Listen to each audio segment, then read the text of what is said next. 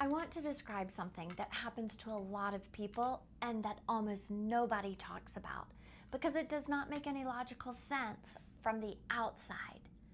Here it goes. You've been waiting for a break, a weekend with nothing on the calendar, a week off, maybe it's summer, some version of open, unscheduled time that you have genuinely been looking forward to. And then it arrives. And instead of feeling free, instead of moving through the list of things you plan to do, instead of resting or creating or finally getting to the project that has been waiting, you're frozen. You're scrolling through your phone for the 14th time. You're moving from room to room. You're doing nothing. And you feel genuinely terrible about it. And the worst part is not the lost time. The worst part is the story you tell yourself about what it means.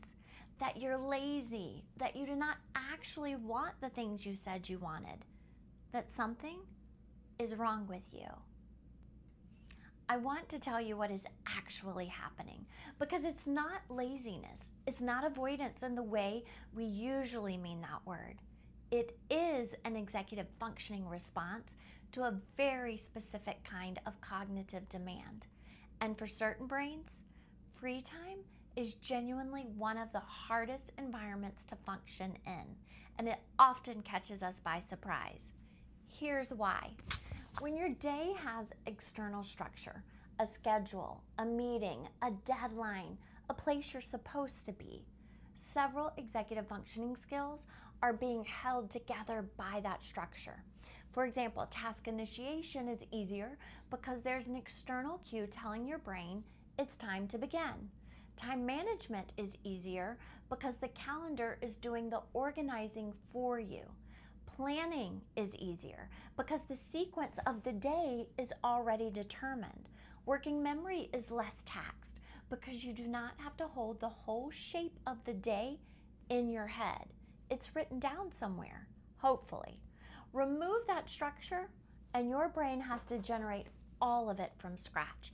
It has to decide what to do next, when to do it, in what order, for how long, and then what comes next, entirely on its own without any external scaffolding to lean on.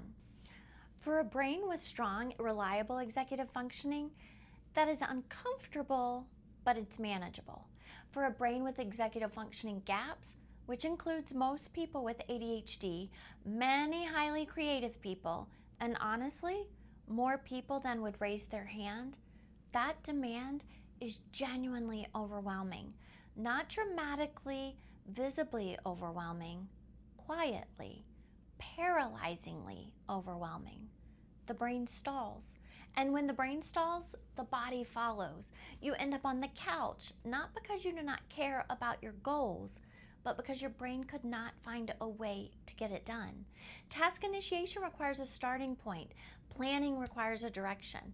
When neither is externally provided and the internal system is not reliable, the default is inertia. This is also why the things you do during that frozen time are almost always low effort, high stimulation activities. Scrolling, watching, anything that requires nothing but delivers something. The brain is not being lazy. It is self-regulating. It found the one available on-ramp when all the others were blocked. So what do you do about it? Because the answer is not just get started. If that worked, you would already be doing it.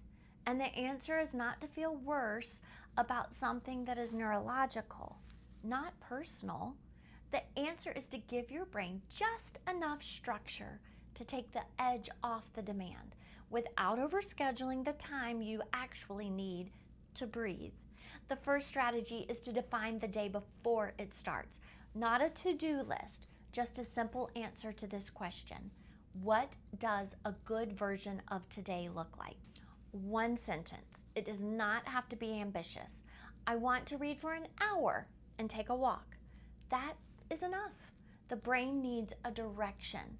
Give it one before the day begins. The second strategy is a time container. Pick one block of time, 90 minutes, 2 hours, whatever feels right, and name it. From 10 to noon, I am working on this. Not the whole day, one container. The brain initiates much more reliably when time has a defined edge. The third strategy is a physical transition cue. Get up, get dressed, make the coffee, go to the specific spot where the thing happens. The body moving through a familiar sequence signals the brain that it is time to shift modes. Routine is not a cage. For an executive functioning brain, routine is the runway to get started. The fourth strategy is accountability, even lightweight accountability. Tell someone what you plan to do. Text when you start. The social layer activates something in the brain that internal intention alone often cannot. It does not have to be something formal, it just has to involve another person. If you are an adult who has spent years interpreting this pattern as a personal failing, I want you to hear this clearly. The brain that struggles in open time is often the same brain that is extraordinary under the right circumstances and conditions. You are not broken, you are unscaffolded, and that is entirely fixable.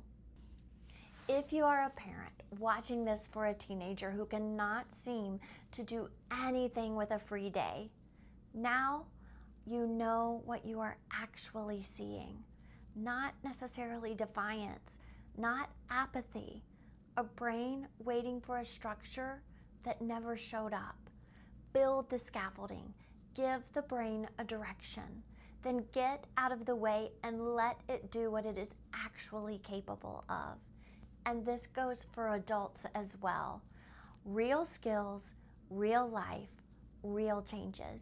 I'm Ashley, and I look forward to seeing you next week.